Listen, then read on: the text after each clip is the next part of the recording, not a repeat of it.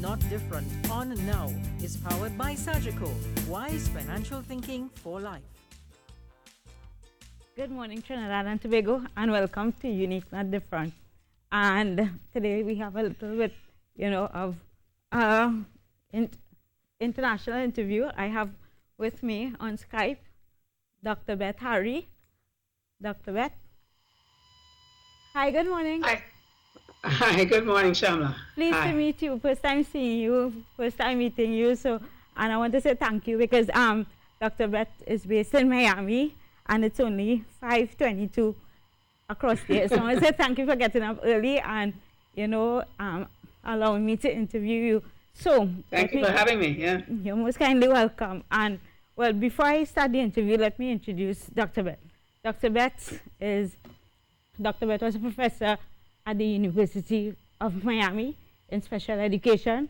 Prior to that, she was a lecturer at the University of the West Indies. And Dr. Beth has an interesting story. She's also an author. And what led to her being where she are now is because of what happened to her in her earlier stages in life and having children and so on. But I won't say it, but Dr. Beth will tell you her story. So good morning again, Dr. Beth. And my first question is, I know you have been, since young, you grew up in Kingston, you came over to Trinidad, then you went abroad and you pursued your education. You came back to Trinidad and you started to lecture at the University of the West Indies. But then, right? And then, family started to happen. And you had a daughter, and that daughter inspired you to become and do what you do and be where you are today, right? That's true. So can you So can you tell me your daughter, a little bit about your daughter and what inspired you, because you are the founder of the Immortal Center. So what inspired all this? Okay, I am happy to talk about it. Thank you, Shamla. Yes, I am Jamaican, grew up in Jamaica, went to school in Canada for my bachelor's and master's degrees. I married a Trinidadian. His name was Clive T. Luxing. And when I lived in Trinidad, I was Beth T. Luxing, so a lot of people still know me by that name. Okay. My daughter, Melanie, was my first child, and she was born in 1975. She was diagnosed with cerebral palsy very early, shortly after birth, really. The thing was, Shamla, and I think it still is, that there were no services for kids with disabilities under the age of 5. In other words, Princess Elizabeth Center, all the various services really would accept children as of age 5. At that time, there was no early intervention at all. Nowadays, it's a bit better. There is some early intervention done, for example, at Lady Ho Choi. But it was a dire situation for us. So I was a teacher already.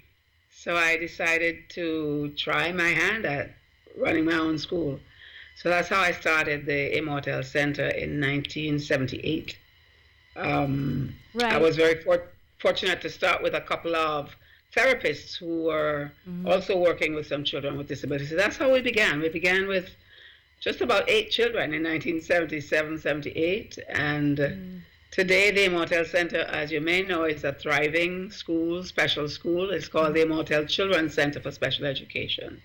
And it can serve up to about 70 children with disabilities. So it's grown and done very well, not under my direction, but under the direction of the parents who took over the school when I left in 1986. And there was a reason why you left.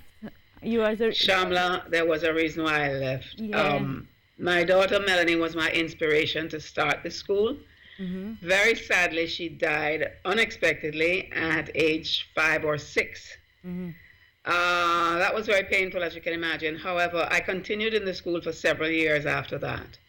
But truly, after probably about 5 more years, I was really exhausted and burned out because I became very involved in a lot of other aspects of disability services in Trinidad and Tobago. But I was in love with special ed by that time, so I decided to pursue the field at a more advanced level for myself. And I came to the U.S. I went to Syracuse University to do my PhD in special ed. At that time, I was able to turn the school over to the parents. They formed a not-for-profit. And that's how come the school has thrived since then, because of their efforts, really, not mine. Right, and you have numerous publication, with the most recent being um, childhood disability advocacy and inclusion in the Caribbean. And Yes. in that book, you mentioned a diverse number of things with respect to the socioeconomic impact, the socioeconomic factor in Trinidad being the most developed country in the Caribbean, as well as the goodness of fit. And in terms of the bureaucratic process, so Yes. how advanced you think we are currently in terms of the bureaucratic processes and policies in terms of education and persons with disability? Yes, well, that's a great question because the word advanced is always a loaded word. It depends what you're comparing it to and what your goals are. Yeah.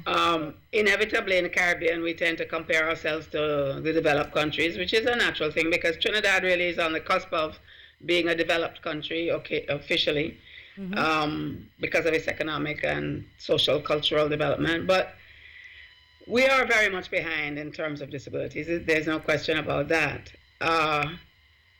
The main thing, Shamla, is there is no requirement that children with disabilities must be served by the public sector for education. That's the problem. Right. So in other words, let's take, for example, you have a family of 5 children.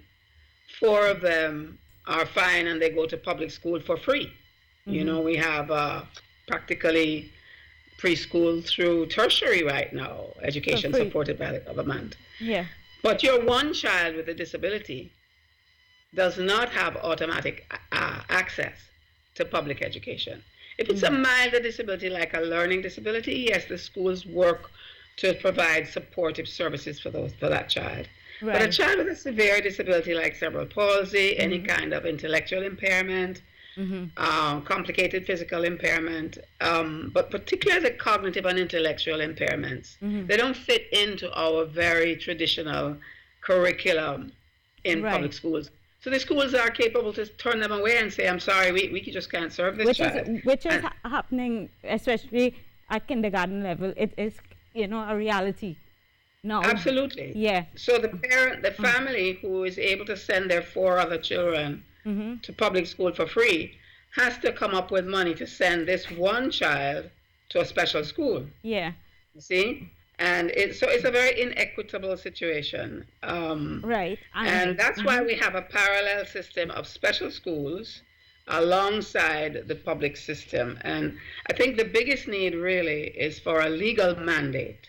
It's for the government to pass legislation that it is the government's responsibility to provide schooling for every child, regardless of the disability. Right. And that's a big need. Right. And with respect to just general knowledge, because you're based in Miami, and I know for a person with disability compared to Trinidad and Tobago, I know for a person with disability, way more independent, but yet in the United States, people say, you know what, we still have a way to go. So compared to that, what are one of the main difference between Trinidad and Miami in terms of, disability inclusion and access? And if you could just sum it up quick. Surely.